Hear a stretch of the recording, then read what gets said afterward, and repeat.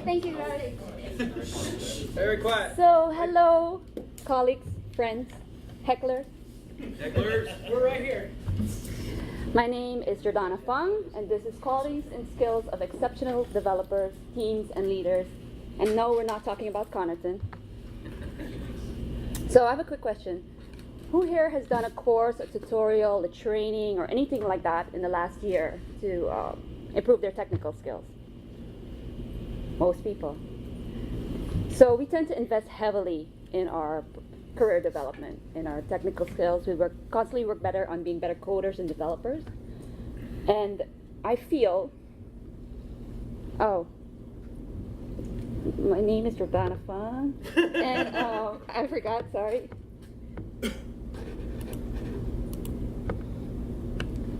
I'm a Drupal developer. I work for the community working group. I'm a member of the community working group. For those of you that don't know what that is, it's our task to uphold the Drupal code of conduct in order to maintain a friendly and welcoming environment.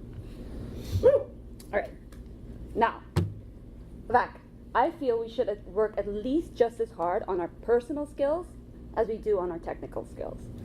The core of what we do has to do with connection, right? Sharing ideas, knowledge.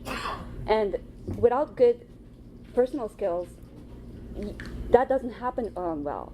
We'll get into arguments, we get into tensions, clashes. So, what are the qualities that we consider a good or an exceptional developer? Somebody we love to work with, right? And these are usually the qualities you use to describe them. They're clear, they're a good communicator, patient, flexible, they're tactful, they're fair, they're trustworthy. And I feel like the skills that are coupled with that have to do with awareness, listening, empathy is a big one, patience, another big one, very hard, gratitude, and integrity. So, why? Why should we be working on improving our personal skills? The end of the rockstar developer! Yay!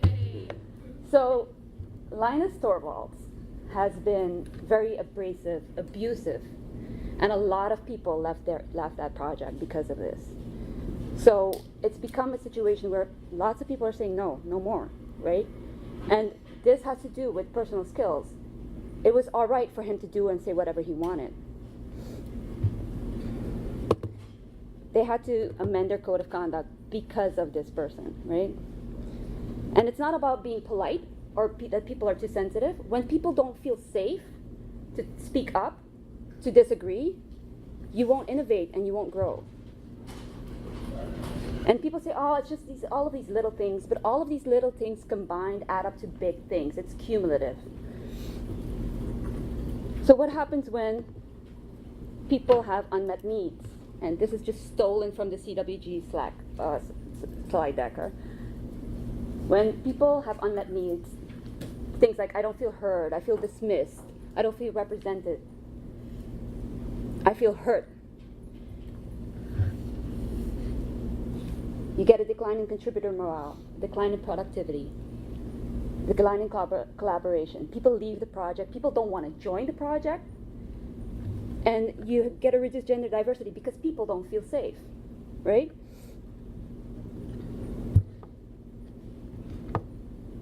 And it's no longer about, well, I just want to code, because we all collaborate, we are more and more. With remote working now, it's more important to have clear communication. So a study recently posted that the time spent by managers and employees in collaborative activities has ballooned by more than 50%. And more than 3/4 of an employee's day is spent communicating with colleagues. So you can't get out of it anymore. You have to deal with people now, right? Whether you want to or not. So we got to work on it. And being better at personal skills, it makes you more effective, because if people understand what you want to do, and how you want to do it, you have a much higher chance of being successful. So when we say connection, what do we mean? I'm sorry, one second.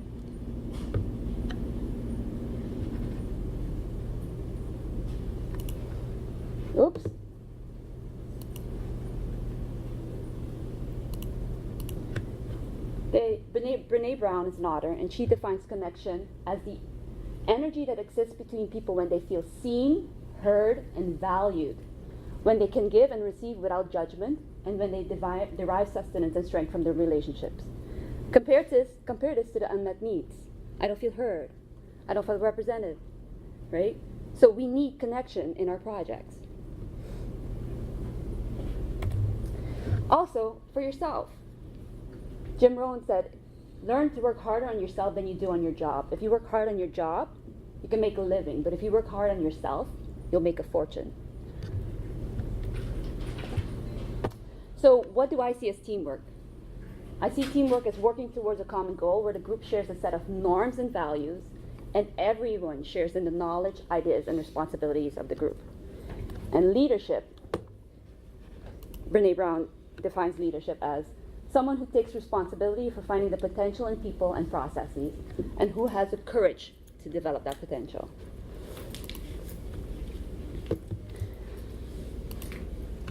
So where do we start? How do we get better? The first thing is listening, right? No man has ever listened himself out of a job.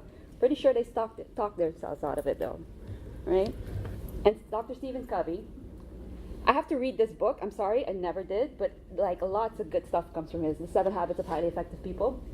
He said, most people do not listen with the intent to understand. They listen with the intent to reply. Some people are just waiting for their turn to speak. How often do we get that? How often do we feel that they're not really listening to what we're trying to say? And some way we kind of understand that, right? Because we want to get our point across. Sometimes we want to be understood. But he says, if I were to summarize in one sentence the single most important principle I have learned in the field of interpersonal relations, it would be this: seek first to understand, then be understood. That thing there, that sentence, is the core of the community working group. And it's something I try to live by, right? It's hard. Sometimes you get it wrapped into things, but that's, if we just start with that, if that's your one takeaway, and you try to actively live by this, I'm a happy camper. So when we listen to understand, we actually listen to the person, right? But when we're just when we are listening and we find, oh, I have a great thing to say, we kind of stop listening to the other person, right? We start actually listening to ourselves. And when that happens, we may lose the meaning behind what they're trying to say. We color what they're trying to say with our own point of view. So one tip I have to try to listen to understand is treat it as an interview. Pretend you're interviewing this person, right? You're not asking questions so you can speak. You're asking questions for them to speak, for them to be understood, so you can understand everything they're trying to say. And sometimes when you're dealing with somebody that's angry or frustrated, any kind of emotional state, it's best for you to wait for everything to calm down first before you try to tackle the solution, right? Try to figure out what's happening and try to solve it. Try to figure out what's happening first. What's the underlying thing? So to do that, you have to listen empathically. So that means also not diminishing or dismissing or minimizing what they're saying. Something small to me might be huge to you, right? There's an example they give when somebody comes to you and talks to you about how they feel horrible, they're almost in tears because they forgot an important client's name. And when you say, I forget names all of the time, it's no big deal. You're diminishing their whatever they've had. It's not a big deal for you, maybe in your career, right? But maybe they're in sales and marketing and that cost them the client. And all of these tips I'm giving, like waiting for things to be calm, trying to figure out what's happening, listening to understand, do these same things for yourself. When you're angry about something, try to think about, well, what exactly am I angry at, right?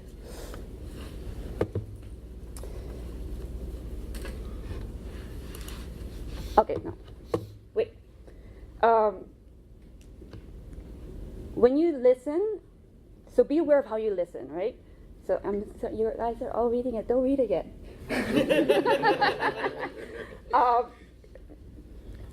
when you're listening and responding, ask yourself, if you're asking somebody to do something, are you requesting something or are you demanding something?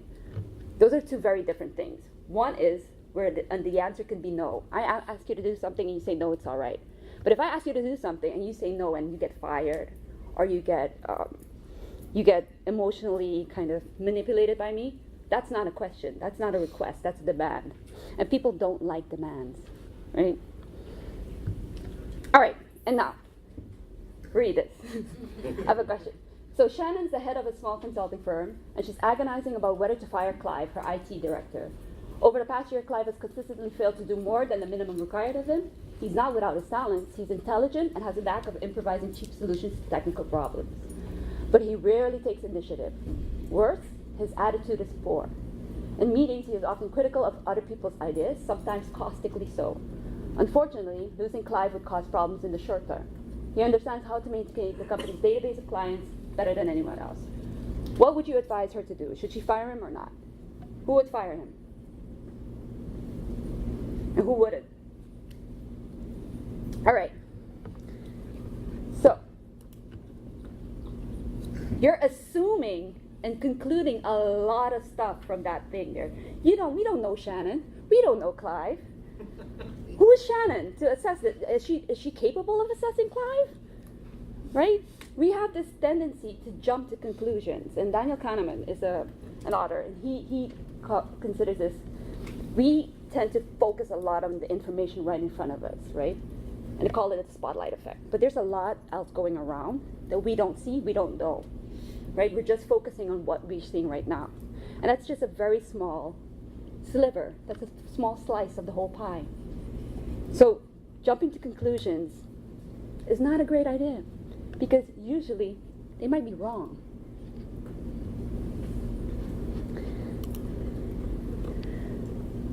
So,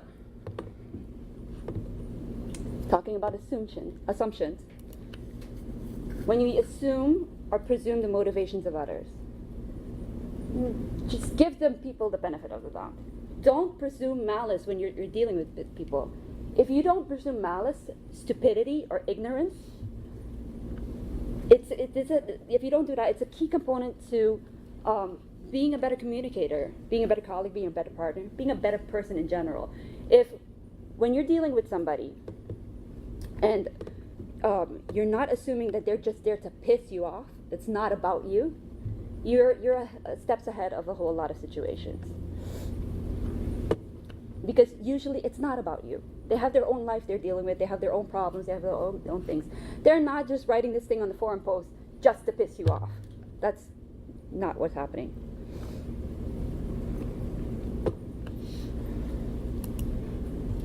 So, to be a good person, we need to be vulnerable, right? Vulnerability is basically just showing you care. And there's an inherent risk in that, and it's emotional exposure. But it takes a lot of courage to be able to do that. So Brene Brown says, if leaders really want people to show up, speak out, take chances, and innovate, we have to create cultures where people feel safe, where their belonging is not threatened by speaking out, and they are supported when they make the decisions to brave the wilderness, stand alone, and speak truth to BS while maintaining civility. Being vulnerable also means you're going to make mistakes, and that's normal. That's part of the human experience. And saying I don't know is perfectly fine. And when I was starting out with Drupal, the documentation was not great. But you had these guys, and gals, probably, that live streamed how they solved certain problems and solutions. They called it Drupal Dojo. You had Josh Koenig and those guys. So they made mistakes, they messed up, but it didn't matter, because what they were doing was it was okay for them to be vulnerable and to show up, right? Warts and all, it's fine. And the same thing can be said about Drupal mentors. We have Ellie Ludwig and everything. And if you ask them, they will never say, I know everything. It's not about knowing everything. It's about helping, and it's about realizing that you don't know everything, and we'll get there together. So, what is communication, right? It's about expressing yourself, your goals and needs clearly and effectively. And how do we do that? The first thing you need to do is what is your idea or message you want to have come across. It needs to be clear. Because if you don't know what you want to say, how do you expect people to understand it, right? The single biggest problem in communication is the illusion that it has taken place. When two people think they understand each other, but they don't at all. So how can we help this as well? I feel we start with definitions. Effective communication isn't about your message or what your words objectively mean, but rather how people understand them. It is essential to consider your audience's preconceptions, especially their beliefs and fears. So, when there's a lack of clarity, when I say success, I want to be successful. You won't help me to achieve that if I don't know what success is, and if you don't know what success is. It needs to be clear and defined. And if you have a lack of clarity, this stuff happens. Last, you get help. Technically, it's right. You went to the psychologist, but that's not the help you needed, right?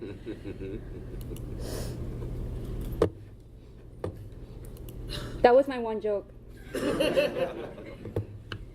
for the clarification. So, also, what you should know is know your audience. Know who you're talking to, and whether what you're saying is appropriate or necessary. A joke in the bar might not work well in the boardroom. So, be able to read the room. And if you are at any time unsure of whether this is appropriate or not, err on the side of caution. Go for the safer, more respectful choice. And to be able to be aware of all of this, you need critical awareness. So that not just means like looking at things, but looking at things as objectively as possible. Challenging your own assumptions of how you're perceiving something. Because the way you're perceiving something might be completely different than the way somebody else is perceiving something.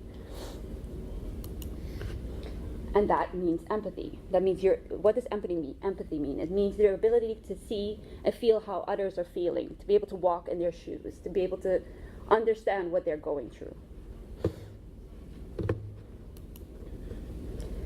And because we work in a global community, you have language barriers, you have cultural barriers, cultural differences. So it's very important that we are aware of these things, that the one word to you as an American might have a completely different context and feeling for somebody else that doesn't speak the language or speaks it or European, for example. So when we are using words, also be aware that you're not just talking to people that have spoken that language their whole lives. You're also speaking to people that have never spoken or have English as their second language. So try not to make the words too difficult. So what happes if you throw something in the thesaurus and use like expensive words? You get something like this. A plethora of expressions are accessible to make your locutions acquirable. Procuring the most appropriate is advisable to make your communication the most attainable. That means there are a lot of words you can use. Choose the most simple ones and make your message clear. That's exactly what it says. So we have a lot of biases when we come to think about the way we communicate. So there's this guy, Julian Treasure. He did a TED Talk, and he says, "Go by hail. When you're speaking, speak with honesty, authenticity, integrity, and love." Honesty is just being true in what you say, being straight and clear. Authenticity, he describes as standing in your own truth. Integrity is being true to your word, doing what you're going to say you're going to do. And L is love. And that just means wishing people well, right? We can be honest and mean. But if you're honest and you wish somebody well, the chance that you're going to be mean goes down considerably. Now, when you say something and you have the best intentions, it might still come across horribly. So it's very important that you realize how you come across. You could say, "Oh, it was a joke. I didn't mean to embarrass you. I didn't mean to hurt you." But if what you say does offend somebody, that's a big deal.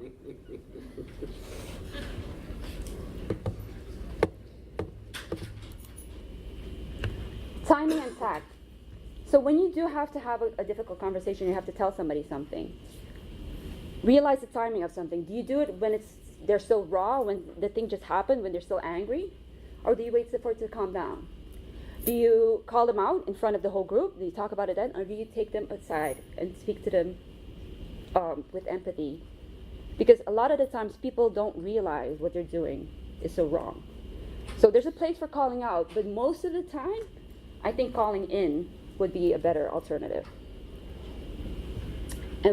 So triggers. We all have triggers. And if you think you don't, I would suggest maybe go to your colleagues, your friends, your family, give them an open and safe space and ask them, and you will find out what your triggers are. So Herschel's triggers right now are his shoes. So when you have a trigger, there's not much you can do about removing the trigger when you know it's there. You can work on it. But what you can do is prepare. When you know that there are going to be triggers, you can have a strategy on how you deal with it. Some people calm down, say a few words, and then bolt out of the conversation until they can recompose themselves and come back. So find your own strategy that works for you, but have a strategy, because you don't want to end up yelling or arguing or just doing something because you're emotional and because something triggered you.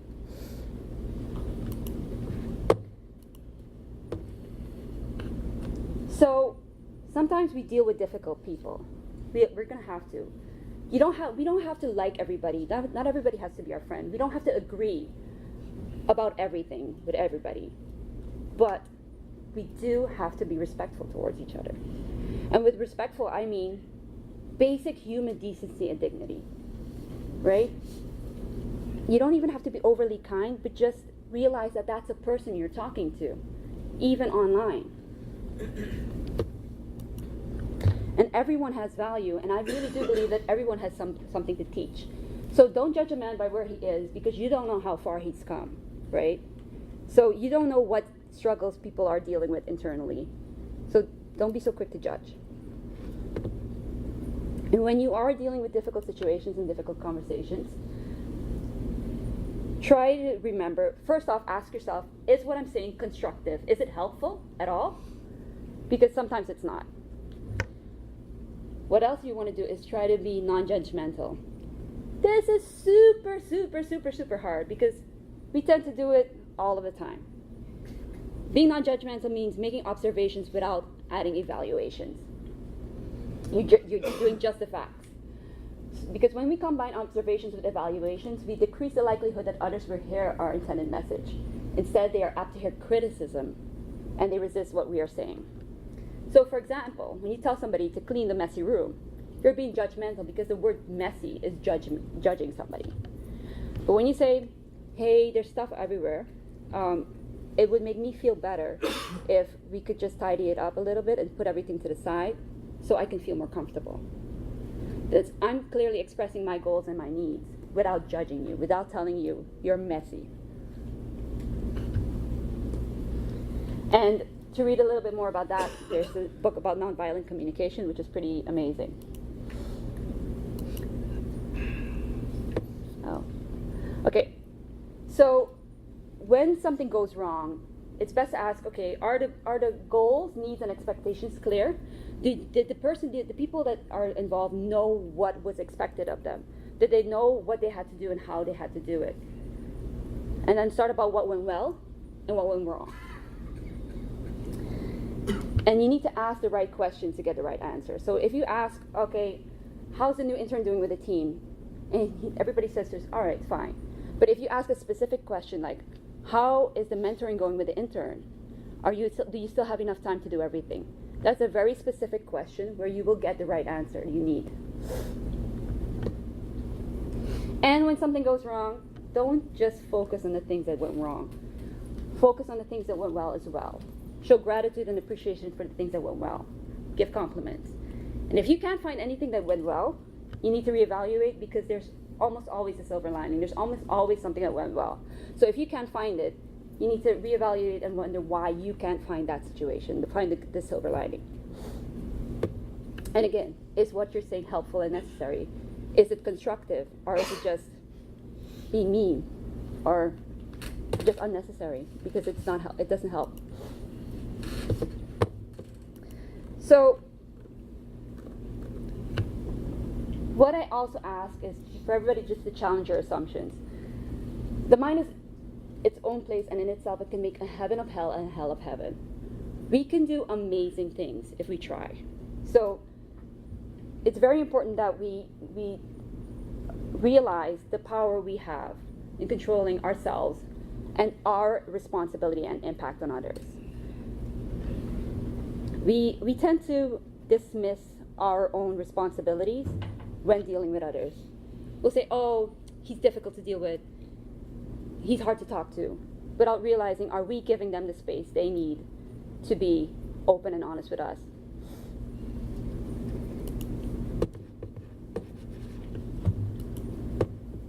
So everything takes constant practice. We are what we repeatedly do. Excellence then is not an act, but a habit. All of these little things we do accumulate, they're cumulative. They tend to add to the bigger picture. So when we try to focus on being better communicators, being better listeners, it does add to the whole community being better. Am I very under time? It's okay, we have questions. You have questions or comments or stories? I have a question. Sure. Yeah, so. Go ahead. Isn't now a good time? Yeah, yep. I was way over when I practiced this, so that's why I cut like a lot. So yeah, go ahead. So, you asked earlier about, people taking online or to take courses to improve their technical skills, but how do you really recommend kind of practicing the soft skills like this? Or are there courses that don't suck? And I don't know if that was a good way to phrase it. Maybe not. So if you go with the intention of it's going to suck, it probably will. Yeah. So, but there are trainings on listening empathically. There's trainings in nonviolent communication. Okay. And I would suggest reading some of these books and taking a look at these things, because it is important. Something like Vulnerability and Brene Brown, The Gifts of Imperfections. I feel like that book changed my life. Can you tweet out some of these books? Yes, I will also add it to the side. Slide, I think. So I would totally be into. Oh, look at that! It's like you're. So the thing about Shannon and Clive, the IT, that was from Decisive, from Chip and Dan Heath. It's an amazing book. It does challenge some of the assumptions and the things we tend to do when making quick decisions. Because that's what our brain does. Our brain takes shortcuts. So we need to be aware that our brain does this, because a lot of the times we tend to work on autopilot. And that's pretty horrible if our autopilot is happening without us being aware of it. Because then we fall back into habits. And if your habit is to snap at people and be angry, you're not going to be such a nice person to deal with. So, Brene Brown, The Gifts of Imperfection, she has a TED Talk, The Power of Vulnerability, if you want a slice of that first, and that's amazing. Go ahead. So, as a developer, there's this common, I want to say, misconception that we're generally poor communicators, and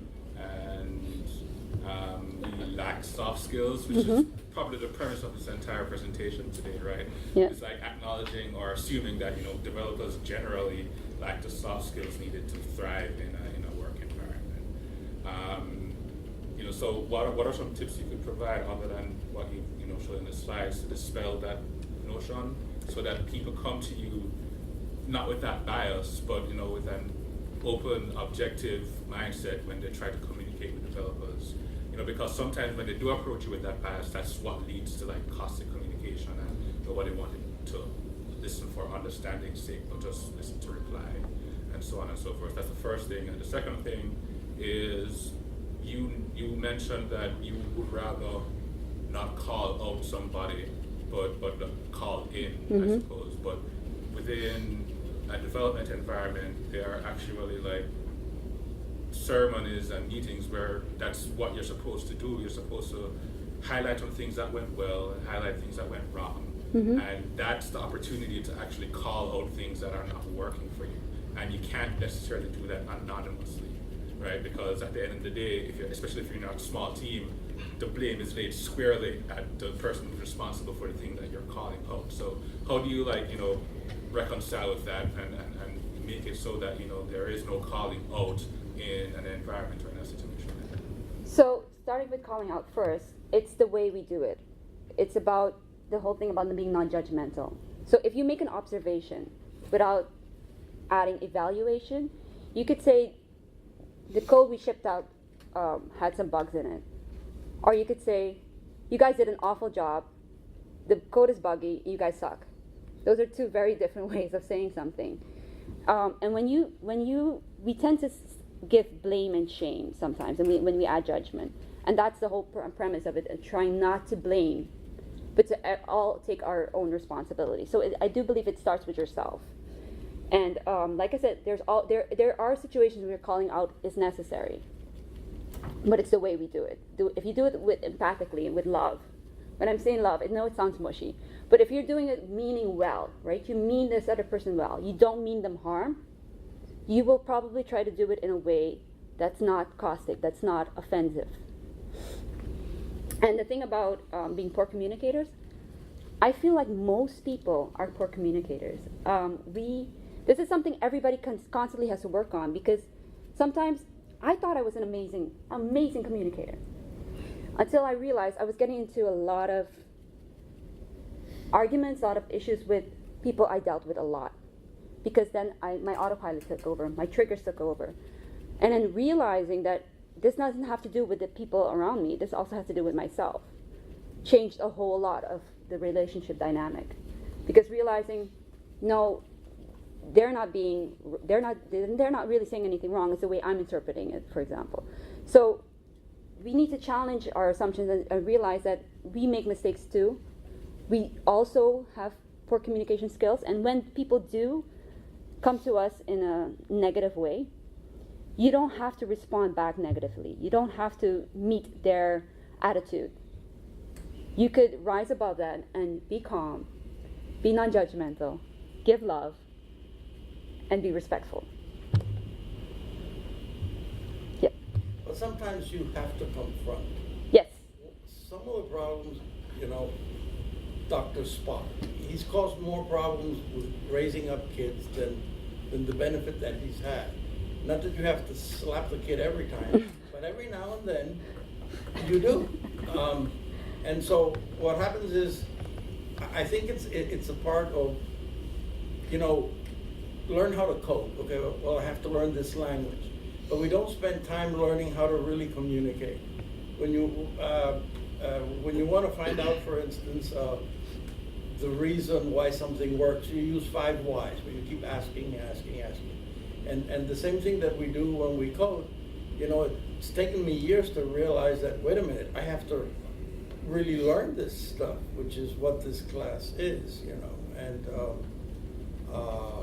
but sometimes, you do have to confront, and sometimes you have to be hard. So, while I agree with this, and I'm saying, because you also need to confront people, but you also need to confront yourself sometimes, right? What is my impact? What is my, how did I add to this situation, right?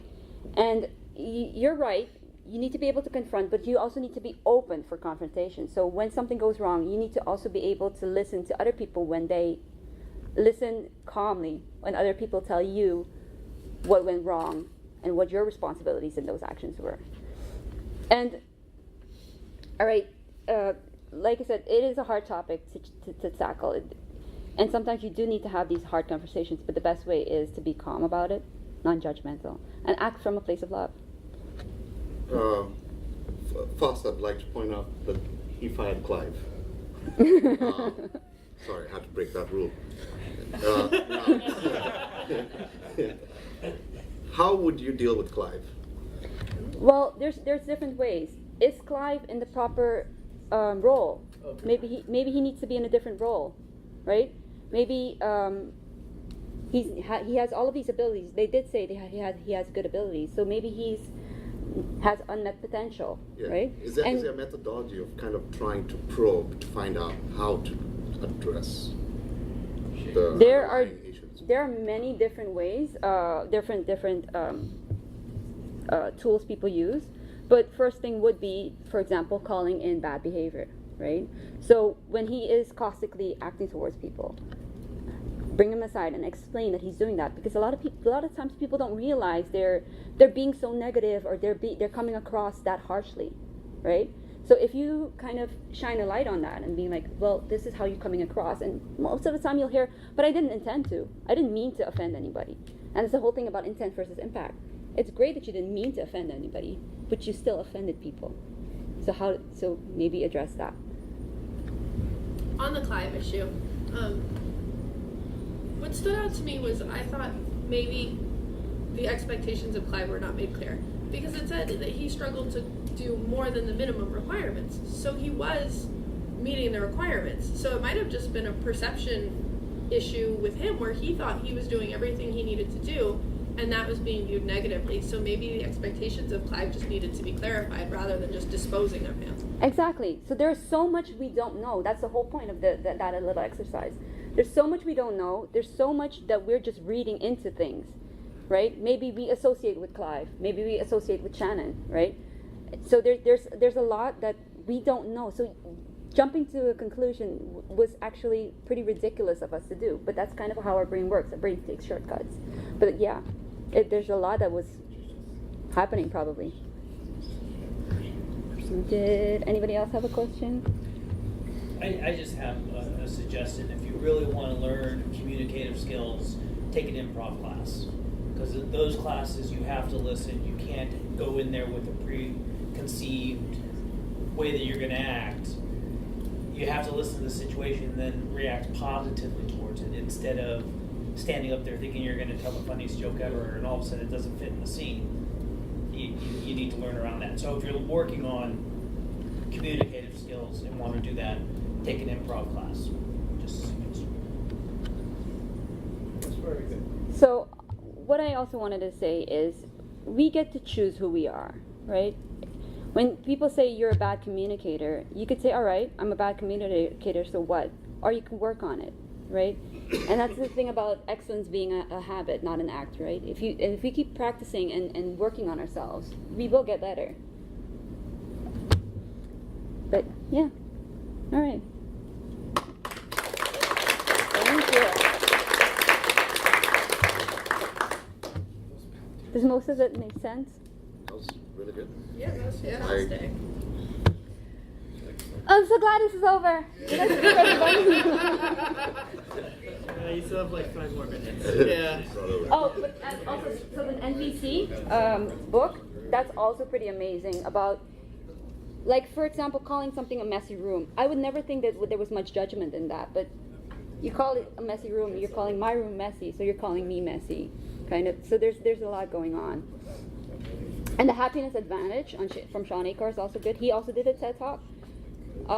It's about, we try to be better at our jobs so that we become happy. But it's been proven that we are happy and then we become better at our jobs. So it's a lot about working on gratitude. Go ahead. For those of us who are beyond help in this format, whether it's through a course and need actual professional help, Yeah? are you aware of any therapists that specialize in the development sphere and are able to, like, deal with the deeply ingrained issues that some developers have working in environments like this? Asking for a friend, obviously. Yeah. A lot of us have that friend. So I don't know any personal psychologist or anything, but working with a counselor and dealing with some of these issues is helpful, because sometimes we're angry and we have no idea why, right? And that kind of spills over into our professional and personal life. So that is something you need to address first. But also, realizing you have a problem is the first step, right? You're not going to go look for help unless you realize you need help. So, and that's usually a big thing. Yeah, I think it's important to consider you can't always help yourself. Right? Sometimes you do actually need help. And helping yourself might just be able to realize that you need to take steps and need to go to somebody else and to ask for help. I personally find that when you're in an environment where they have intra-team retreats, where you leave the war room and you kind of just meet out there with nothing to do with work, helps a lot. It gets people to understand each other better. And the guy who might be perceived as a rude guy might actually get understood because now he's not in the work environment, Sure. but he's still the same way. And then people now get it. Like, oh, that's just how he talks. By the way, I mentioned it in the slide, but April Sides had a good session recently about how to hire and fire your employees. But it was also about values and principles and personal skills. I would highly, highly recommend that as soon as Kevin has it up. It's probably already up. Also, depending on if you're working like an agile team or you sort of like scrum methodology, you should have someone on your team whose job it is to assist you with things like that. So I work as a scrum master. As part of my role to assist my developers that may not be the best communicators. Like, hey, this is how you can rephrase that, or these are where you may be having pain points in communication. It's not a professional therapist by any means, but even, especially having that conversation, say, hey, I really want to work on this. So watch this critically, watch how I interact with people, maybe stop me if you see that I'm gonna shoot somebody. Yeah, the challenge is that a lot of those people in those roles work, well, they have blended roles where they're part scrum master, part project manager, part client relationship officer, and things kind of get lost in the creases and the crevices because they have so many different things to manage. So it might be a good one to have even your fellow developer who's a good communicator assist you with. Funny enough, you were saying the first step is admitting you're probably like, oh, AA, cool. But you don't normally want to have a partner with any sort of program like Sure. that. So get a good Makes buddy. sense. If you do a year worth of QA, It's you also- learn how to approach people. Yeah. What was that? If you do a year worth of QA, Uh-huh. you learn how to approach developers. Because And it's also every time you walk in, you're telling them Yeah, something. nobody likes Yeah. because of the four. Yeah, you do it for a year, you develop requests really that I good get back, communication say, skills. why are you nitpicking? It's fine, but we learn to appreciate that because the end product is what's Exactly. One other thing also I've learned is setting realistic objectives. I don't care how much I'm going to practice at basketball. I'm never going to be Michael Jordan. Okay. I'm right now trying to get my certifications as a project manager, and I was amazed at the difference of a project manager that's dealing, for instance, with construction or with healthcare. How their communication, what they teach in communication, is very different than, for instance, what a school of engineering teaches when they're just dealing with IT people and geeks and networks and stuff like that. There's a certain way that left-brain people work, and there's just so much you're going to get. You're never going to be a Michael Jordan of communication, but you can be a hell of a lot better than you are the day you tell yourself, wait a minute, I'm not buying this crap that I'm a developer and I can't communicate.